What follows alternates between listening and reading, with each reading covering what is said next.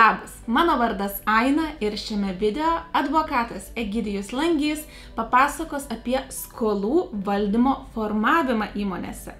Sužinosite, kaip atrodo griežta ir liberali valdymo politika.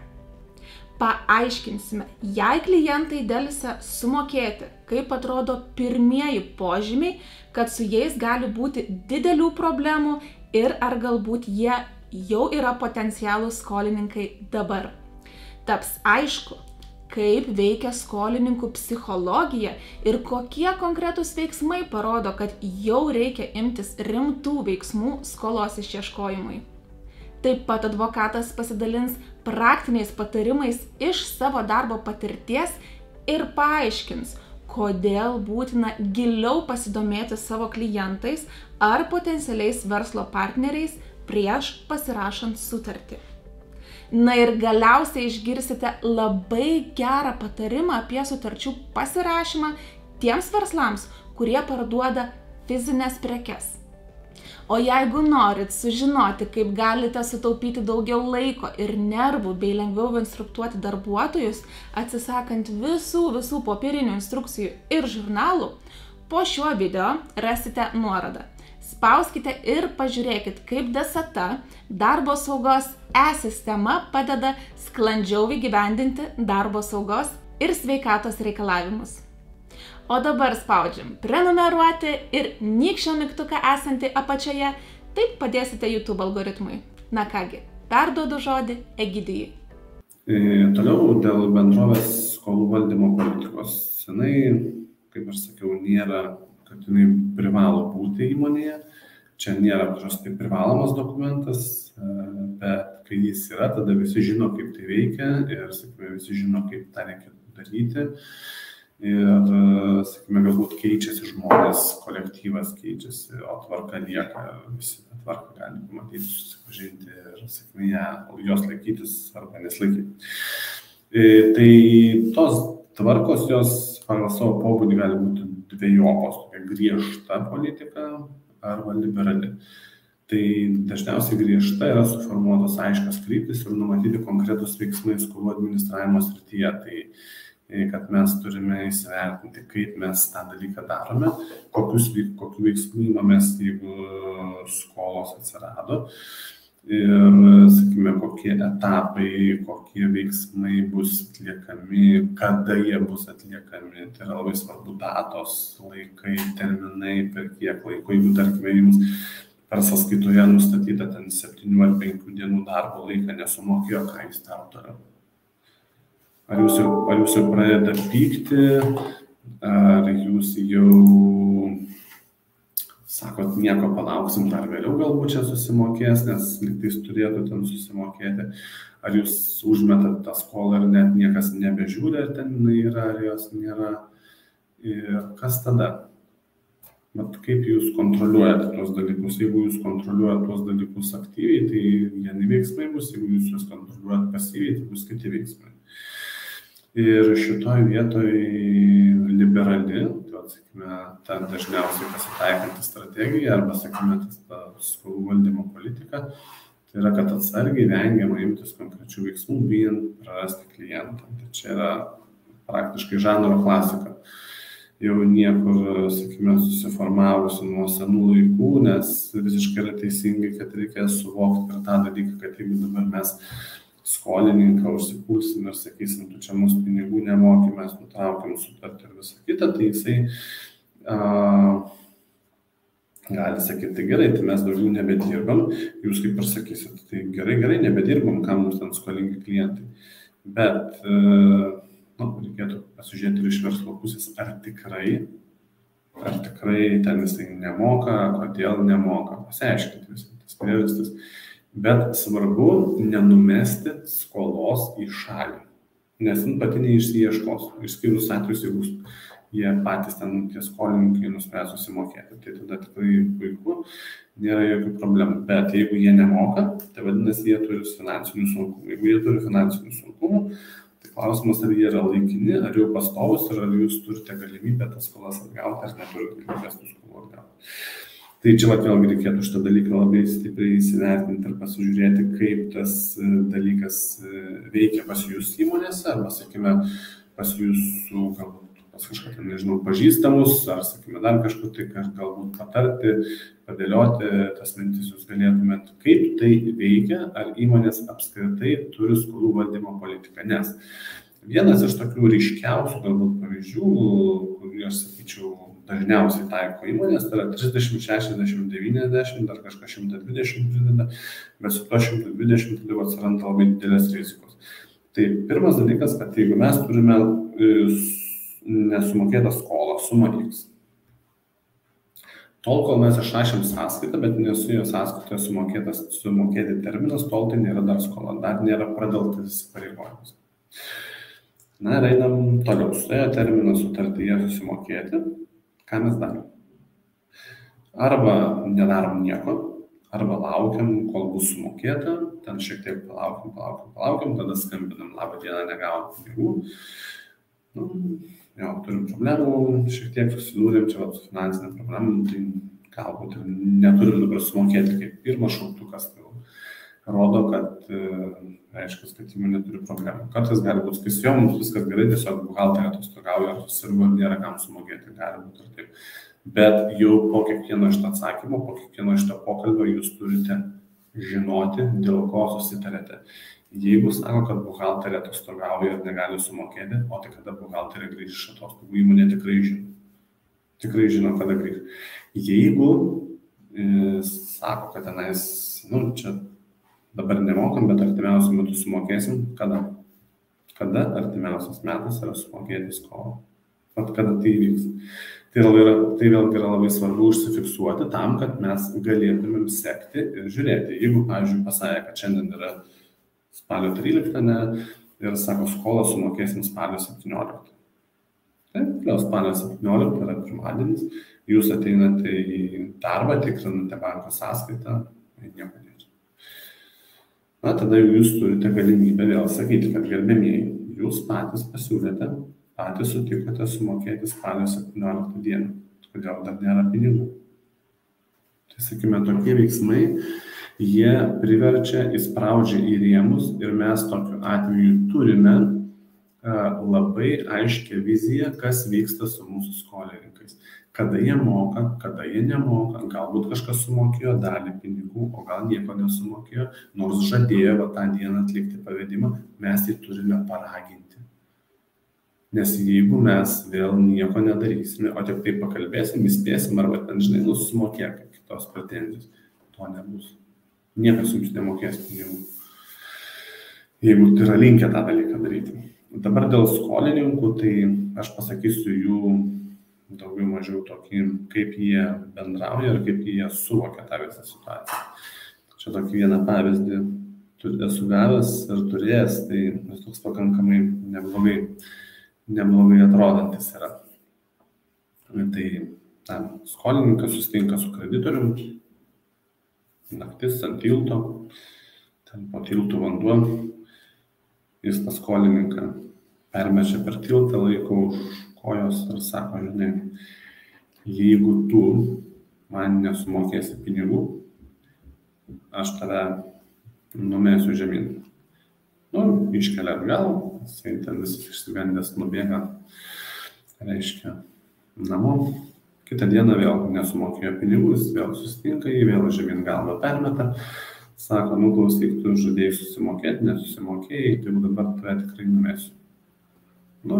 Vėlgi paleidžiam, nes toksai pagazdinimo priemonė, ir viskas eina namo. Trečią dieną tą skolininką pagauna, vėl žemyn galvą pakabina, skolininką žemyn galvą pakaba. Sako, žino tikrai, kad jis jo nenumes, sako, jo, grąžinsiu, pažadu ir nueina ir viskas. Tai yra toks būtent skolininkų mentalitetas, taip jie atrodo, taip jie bendrauja. Ir už tai tie visi dalykai, tos visos priemonės, apie kurias mes šnekame, sakykime, teismai, antstoliai, jiems nebeįdomus. Jiems yra absoliučiai nebeįdomu. Ir, sakykime, užkirsti tam kelią galima tik tai kitomis priemonėmis, bent jau jums patiems susigalvoti, ko jums reikėtų, kad tos skolos mažėtų, kad jų nebūtų arba kad jos nesusidarytų. Avansiniai mokėjimai idealiai veikia.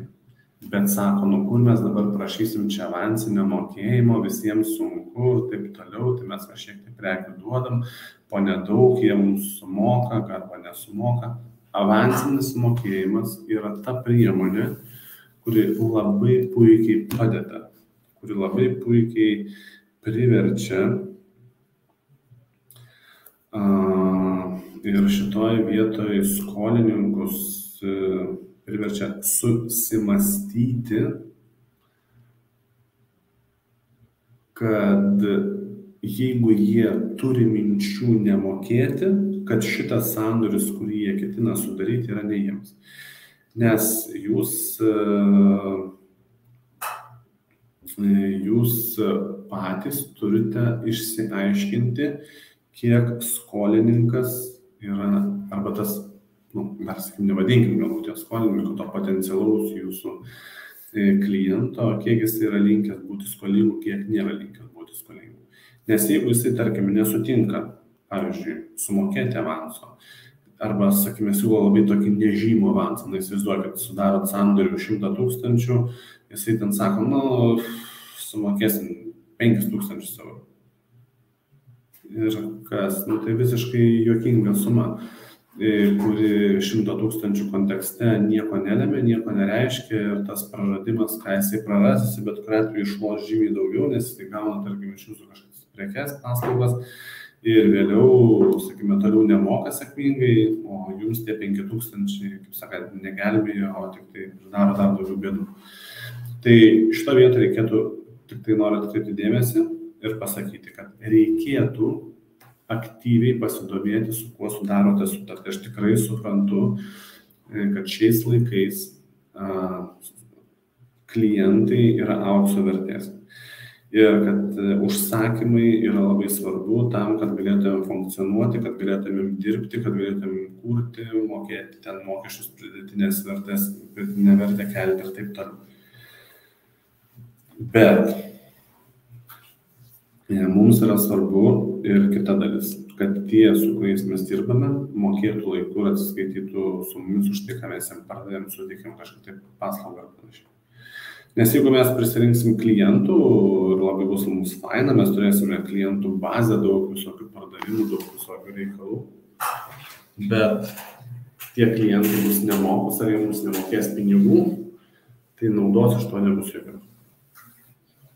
Mes būsime pardavę paslaugas, pardavę prekę, bet negavę pinigų, o tai reikš vieną paprastą dalyką, kad įsigijom skolininkų ir nebetekom kažkokios dalies apyvartos, praradom prekes, praradom paslaugas ir panašiai.